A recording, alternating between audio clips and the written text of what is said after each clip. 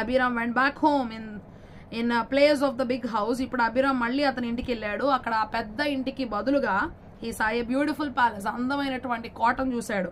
What a beautiful palace thought Abhiram. అది చూసి అబ్బా ఇది ఎంత అద్భుతంగా ఉంది ఈ ప్యాలెస్ అని చెప్పి అభిరామ్ అనుకున్నాడు. In the palace his wife sat on a throne of gold and diamonds. ఆ యొక్క కోటలో రాజుగారి కోట ఉన్నట్టుగా ఉంది. ఆ యొక్క కోటలో అతని యొక్క భార్య సింహాసనం మీద కూర్చుందనమాట.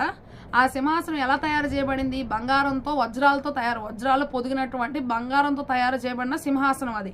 She wore a crown. అట్లాగే తన యొక్క తల మీద ఒక కిరీటాన్ని పెట్టుకుంది. Are you happy now? ఇప్పుడు నువ్వు సంతోషంగా ఉన్నావా? ఆస్ట్ అభిరామ్ అడిగాడు అనమాట.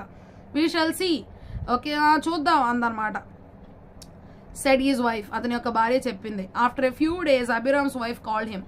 మళ్ళీ కొన్ని దినాలు గడిచిన తర్వాత అభిరామ్ యొక్క భార్య మళ్ళీ అభిరామ్ ని పిలిచిందనమాట. This is not enough for me. ఇది కూడా నాకు సరిపోలేదు. Now I want to be the ruler of the sea. Okay so నేను ఇప్పుడు ఏం అవ్వాలనుకుంటున్నాను అంటే సముద్రం మొత్తం నేనే ఏలాలి అని చెప్పింది అనమాట.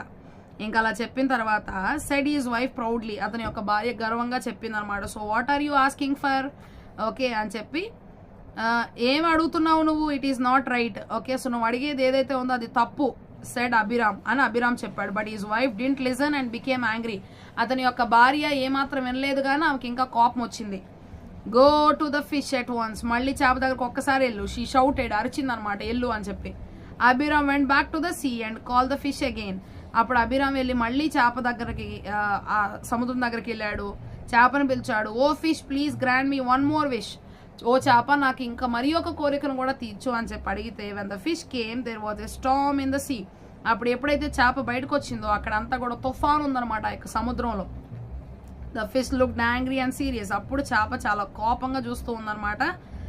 What is it now? ఏం కావాలి ఇప్పుడు నీకు? My wife wants to be the ruler of the sea said Abhiram.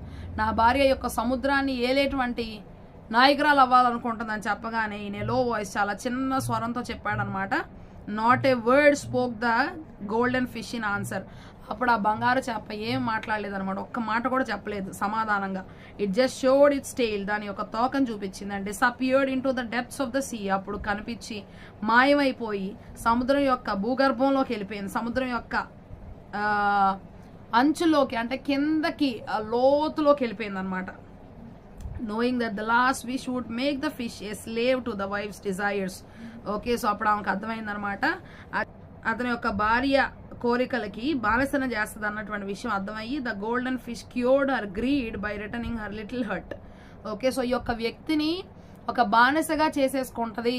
అభిరామ్ను ఒక బానిసగా చేసుకుంటది ఆమెకున్నటువంటి కోరికలను బట్టి అభిరామ్ యొక్క భార్య అని గ్రహించి చేప అక్కడ నుంచి వెళ్ళిపోయింది అనమాట. The golden fish cured her greed. ఆ యొక్క స్త్రీకి ఉన్నటువంటి ఆ యొక్క ఆశ, డబ్బు పట్ల ఉన్నటువంటి ఆశ. Okay so returning her little hut అట్లాగా చేసి మళ్ళా తనకున్నటువంటి ఆ పూరి పాకనిచ్చి వెళ్ళిపోయింది అనమాట. Abhiram went back home. Abhiram ఇంటికి వెళ్ళాడు అనమాట. In place of the palace. ఇప్పుడు మంచి ఆ రాజకోటలాగా ఉన్నటువంటి స్థలంలో ఈ సా హిజ్ లిటిల్ హట్. అతని యొక్క పాత పూరిపాకు ఉంది కదా అది వచ్చింది అనమాట. His wife had to live in that and hut once again. ఇప్పుడు అతని యొక్క భార్య మళ్ళీ ఆ యొక్క గుడిసెలో నివసించాలన్నమాట.